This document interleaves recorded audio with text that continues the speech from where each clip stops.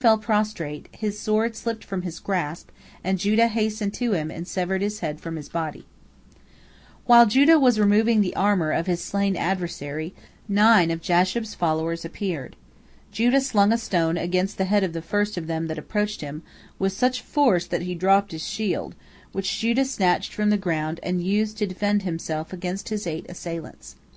His brother Levi came and stood next to him, and shot off an arrow that killed Elon, king of Gaash, and then Judah killed the 8 men. And his father Jacob came and killed Zerori, king of Shiloh. None of the heathen could prevail against these sons of Jacob. They had not the courage to stand up before them, but took to flight, and the sons of Jacob pursued after them, and each slew 1,000 men of the Amorites on that day, before the going down of the sun. And the other sons of Jacob set forth from the hill of Shechem, where they had taken up their stand, and they also pursued after them as far as Hazor. Before this city they had another severe encounter with the enemy, more severe than that in the valley of Shechem. Jacob let his arrows fly, and slew Pirathon, king of Hazor, and then Pasusi, king of Sartan, Laban, king of Aram, and Shebir, king of Mahanaim. Judah was the first to mount the walls of Hazor. As he approached the top, 4 warriors attacked him, but he slew them without stopping in his ascent, and before his brother Naphtali could bring him succor. Naphtali followed him, and the 2 stood upon the wall, Judah to the right and Naphtali to the left, and thence they dealt out death to the warriors. The other sons of Jacob followed their 2 brothers in turn, and made an end of exterminating the heathen host on that day. They subjugated Hazor, slew the warriors thereof, let no man escape with his life, and despoiled the city of all therein. On the following day they went to Sartan, and again a bloody battle took place. Sartan was situated upon high land, and the hill before the city was likewise very high, so that none could come near unto it, and also none could come near unto the citadel, because the wall thereof was high. Nevertheless they made themselves masters of the city. They scaled the walls of the citadel, Judah on the east side being the first to ascend, then Gad on the west side, Simon and Levi on the north, and Reuben and Dan on the south, and Naphtali and Issachar set fire to the hinges upon which the gates of the city were hung. In the same way the sons of Jacob subdued 5 other cities, Tappuah, Arbel, Shiloh, Mahanaim, and Gaash, making an end of all of them in 5 days.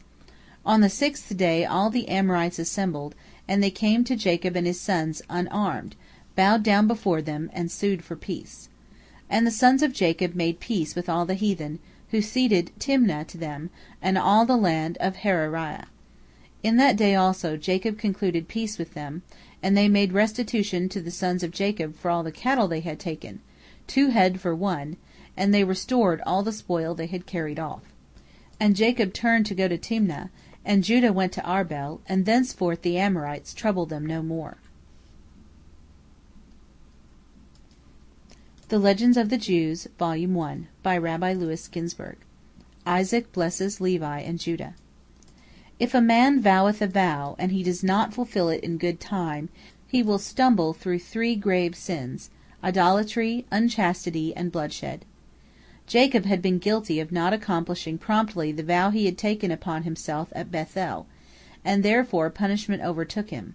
His daughter was dishonored, his sons slew men, and they kept the idols found among the spoils of Shechem. Therefore, when Jacob prostrated himself before God after the bloody outrage at Shechem, he bade him arise, and go to Bethel and accomplish the vow he had vowed there.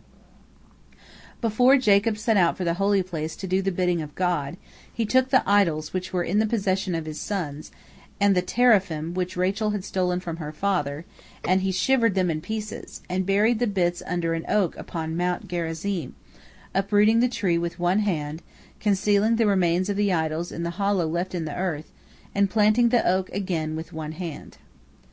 Among the destroyed idols was one in the form of a dove, and this the Samaritans dug up later and worshipped. On reaching Bethel he erected an altar to the Lord, and on a pillar he set up the stone whereon he had rested his head during the night he had passed there on his journey to Haran. Then he bade his parents come to Bethel and take part in his sacrifice. But Isaac sent him a message, saying, O my son Jacob, that I might see thee before I die. Whereupon Jacob hastened to his parents, taking Levi and Judah with him. When his grandchildren stepped before Isaac, the darkness that shrouded his eyes dropped away, and he said, My son, are these thy children? For they resemble thee. And the spirit of prophecy entered his mouth, and he grasped Levi with his right hand and Judah with his left in order to bless them, and he spoke these words to Levi: May the Lord bring thee and thy seed nigh unto him before all flesh, that ye serve in his sanctuary like the angel of the face and the holy angels. Princes, judges, and rulers shall they be unto all the seed of the children of Jacob. The word of God they will proclaim in righteousness, and all his judgments they will execute in justice, and they will make manifest his ways unto the children of Jacob, and unto Israel his paths. And unto Judah he spake, saying, Be ye princes, thou and one of thy sons, over the sons of Jacob. In thee shall be the help of Jacob, and the salvation of Israel shall be found in thee. And when thou sittest upon the throne of the glory of thy justice, perfect peace shall reign over all the seed of the children of my beloved Abraham. On the morrow Isaac told his son that he would not accompany him to Beth-el on account of his great age, but he bade him not delay longer to fulfill his vow, and gave him permission to take his mother Rebekah with him to the holy place. And Rebekah and her nurse Deborah went to Beth-el with Jacob. End of chapter 6, part 13.